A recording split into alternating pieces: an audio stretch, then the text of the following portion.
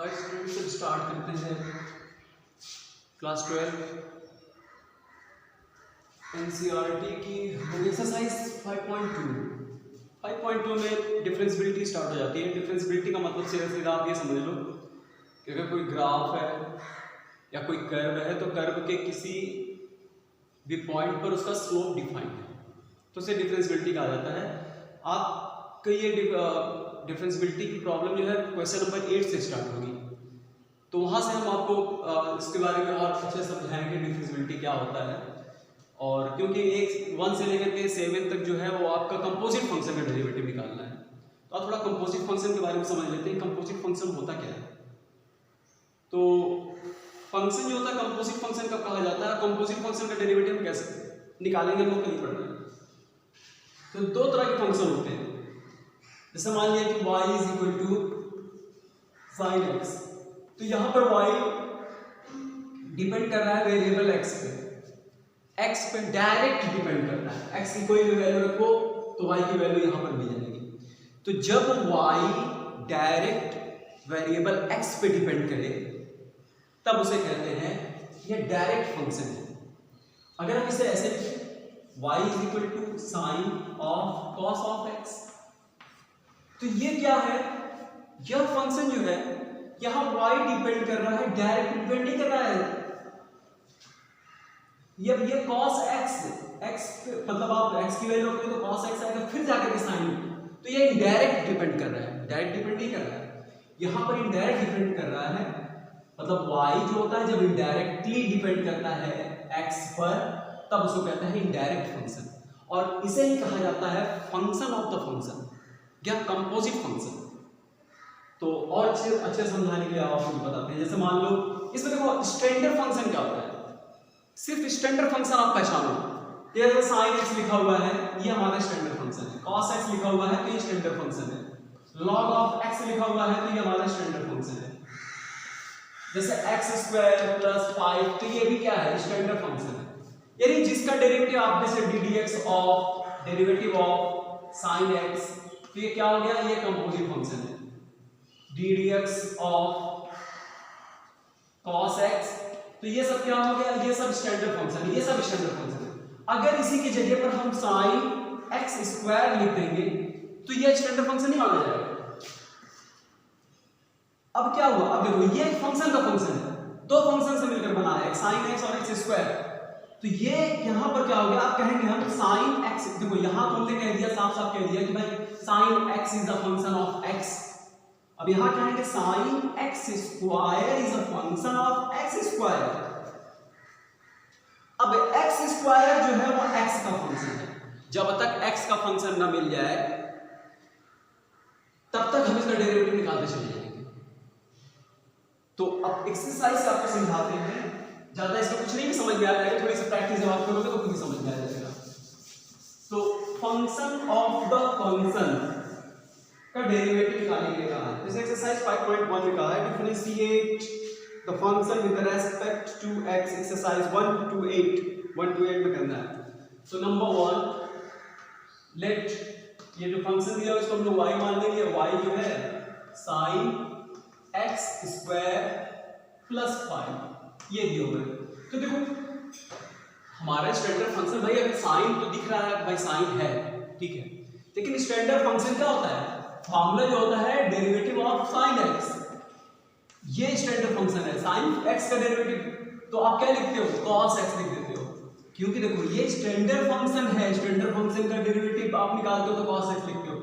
लेकिन यहां पर जो फंक्शन दिया गया है sin x square plus 5 is a function of x square plus 5, किसका फंक्शन है, ये x स्क्वायर प्लस 5 का फंक्शन है।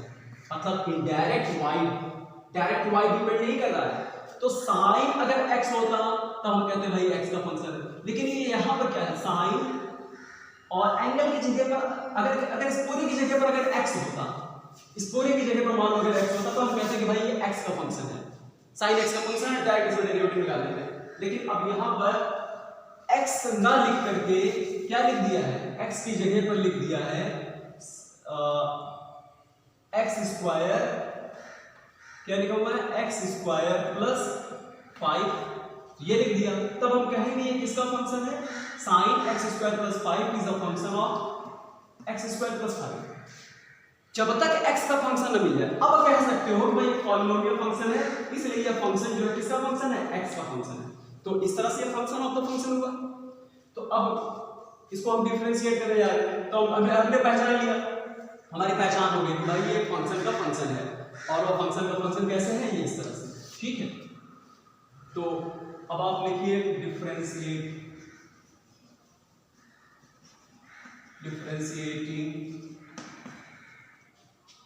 विथ बोथ साइड, लिख सकते हो पूरा differentiating both side with the respect to x, ठीक है, with the respect to x। तो क्या होता है, आप देखो डिफरेंशिएशन डेरिवेटिव निकालना आप क्लास 11 में सीख चुके हो, तो हम यहाँ पर आपको नहीं बता रहे डिफरेंशिएशन क्या होता है। अब आप derivative function of the function सिखा रहे हैं, ये क्लास 11th का है। अभी 11th की वीडियो हम बनाएंगे, तब उसके बारे में डिफरेंशिएशन की डेफिनेशन क्या होती है, कैसे आया, कहाँ से आया, तो ये सब क्लास 11th की चीजें आप क्लास 12th में पढ़ रहे हो। तो जहाँ से आपका स्टार्ट होता है सिलेबस, उससे स्टार्ट करना है। तो जब देखो डिफरेंशिएट करते हैं, डेरिवेटिव निकालते हैं, तो dx ऑफ क्या लिखते हैं, y या डेरिवेटिव ऑफ y, इसी को ऐसे लिखते हैं ddx ऑफ y,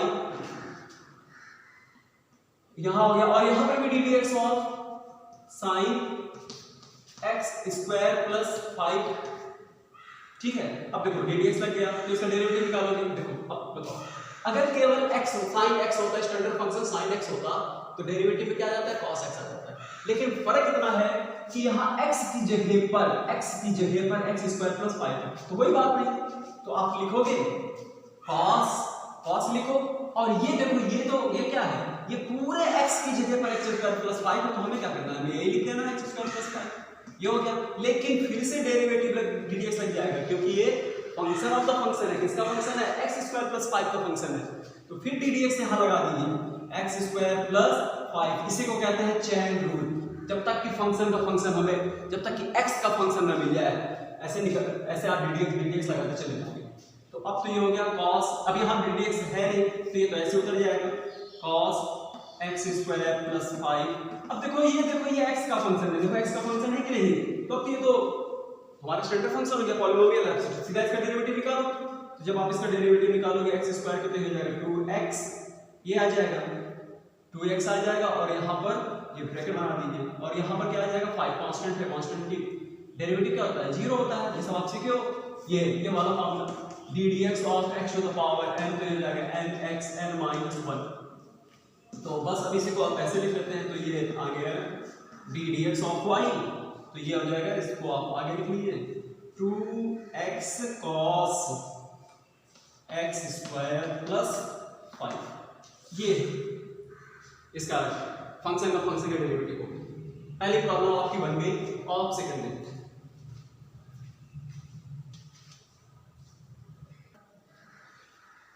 आज स्टूडेंट देखते हैं कि ये जो है, अभी आपने देखा कि यहाँ पर एक फंक्शन दिया हुआ है cos ऑफ sin x, ये भी डायरेक्ट फंक्शन है, यानी फंक्शन ऑफ द फंक्शन है। क्यों? क्योंकि यहाँ देखो आपको पहले तो cos दिख गया, तो आप पहले पता लगाओ कि भाई हमारा स्टैंडर्ड फंक्शन का डेरिवेटिव क्या होता है, cos x का होता है माइनस sin x। ये जो है ये क्या है, ये cos x जो आप देख रहे हो, ये हमारा स्टैंडर्ड फंक्शन है। लेकिन यहाँ पर तो डेरिवेटिव निकालना है, लेकिन cos जो है वह x का फंक्शन ना होकर के किसका फंक्शन है, cos sin x किसका फंक्शन है। अगर भाई इसकी जगह पर अगर आप x लिख दो, तो कहोगे x का फंक्शन है, तो डायरेक्ट हमारा फॉर्मूला लग जाएगा। लेकिन यहाँ पर x की जगह पर, जहां x होना चाहिए था, x की जगह पर क्या आ गया भाई, x की जगह पर आ गया है sin x आ गया। तब हम कहेंगे कि ये हमारा फंक्शन जो है ना, वो किसका फंक्शन है, sin x का, और ये x का फंक्शन, ये स्टैंडर्ड फंक्शन में, ये x का फंक्शन, तो फंक्शन ऑफ द फंक्शन है। तो इसका डेरिवेटिव तब तक करते जाएंगे जब तक कि अपना स्टैंडर्ड फंक्शन का derivative ddx of standard function में मिल जाए। तो इसके लिए आप लिखो differentiating both sides with respect to x। Exam में आप पूरा लिखना differentiating both side with respect to x, यहाँ शॉर्टकट में चल जाएगा। तो दोनों साइड का डेरिवेटिव आप निकालोगे, तो ये इसका हो जाएगा ddx ऑफ y, और यहां पर भी ddx ऑफ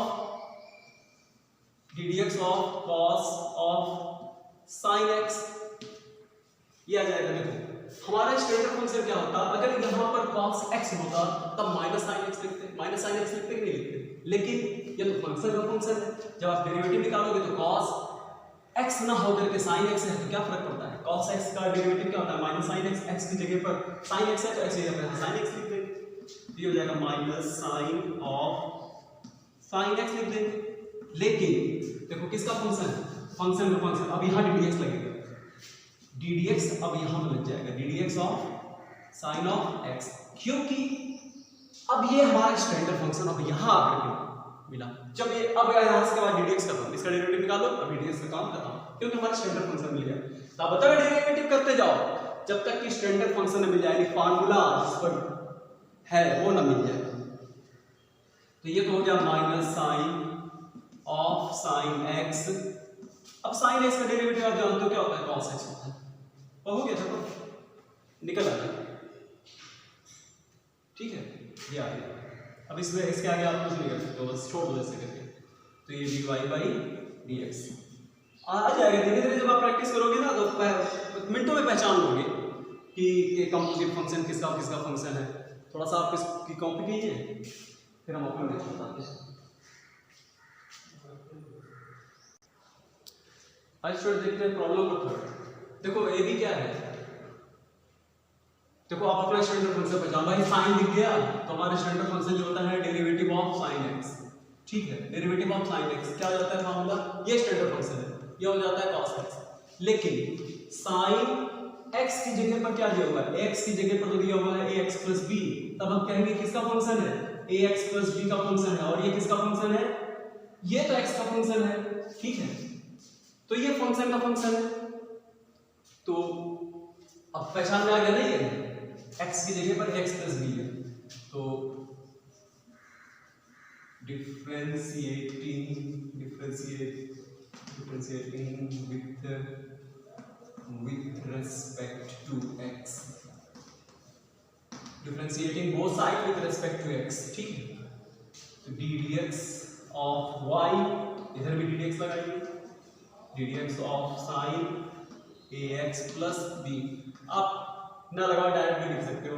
देखो स्टैंडर्ड फंक्शन क्या है, sin x cos x, लेकिन x की जगह पर तो ax plus b है, कोई बात नहीं, इसका डेरिवेटिव निकालेंगे तो हो जाएगा cos of ax plus b, ये तो x का फंक्शन है, अब यहाँ पर ddx लगा देंगे, ddx of ax plus b, ये स्टैंडर्ड फंक्शन मिल गया x का, ठीक है। अब इसके बाद खत्म हो जाएगा, तो ये तो हो गया cos of ax plus b, और इसका देखिए अब डेरिवेटिव निकाला जाए तो b कांस्टेंट 0 हो जाएगा और x का 1 हो जाएगा, ये आ जाएगा a, इसे को आप पहले a cos of ax plus b, ये हो गया ddx of y, ठीक, ये आंसर हो गया, इसका डेरिवेटिव यही निकला, बता लीजिए, नेक्स्ट बताते हैं।